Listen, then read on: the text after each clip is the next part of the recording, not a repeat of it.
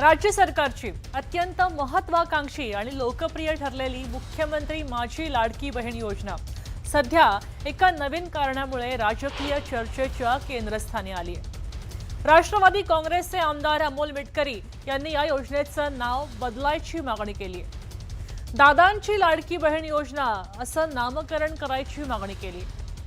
विशेष म्हणजे मिटकरींनी थेट मुख्यमंत्र्यांकडे ही विनंती केली आहे, तेव्हा राज्यात यावरनं वाद सुरू व्हायची शक्यता वर्तवली जाते।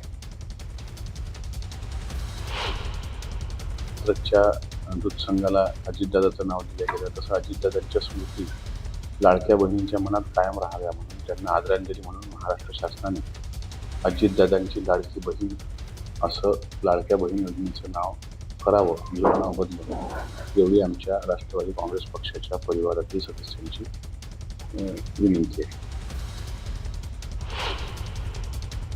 हा निर्णय महाराष्ट्र सरकार आणि राज्यातील सर्व नेते या संदर्भात बसून निर्णय घेतील। आता हे नाव वगैरे ठेवणं वगैरे हा प्रकार जो आहे तो कॅबिनेटचा विषय आहे, मुख्यमंत्र्यांचा विषय आहे। ते त्याच्यावर काय बदल करतात ते त्याने कॅबिनेटमध्ये आणलं पाहिजे। अजितदादांच्या नावाला किंवा इतर कोणाच्याही नावाला विरोध करण्याचं काही कारण पण नाही।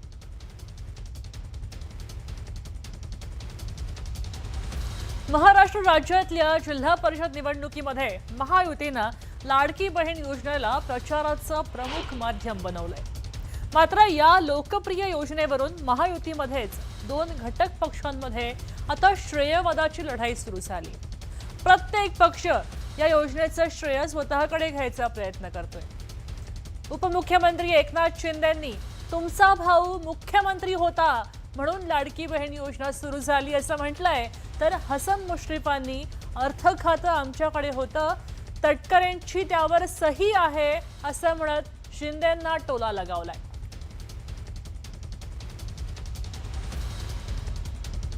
मी जेव्हा मुख्यमंत्री झालो तेव्हा पहिल्यांदा मी ठरवलं की माझ्या लाडक्या बहिणी मातांसाठी काहीतरी केलं पाहिजे आणि त्यातूनच मुख्यमंत्री माझी लाडकी बहीण योजनेचा जन्म झाला आणि मुख्यमंत्री माझी लाडकी बहीण योजना सुरू झाली।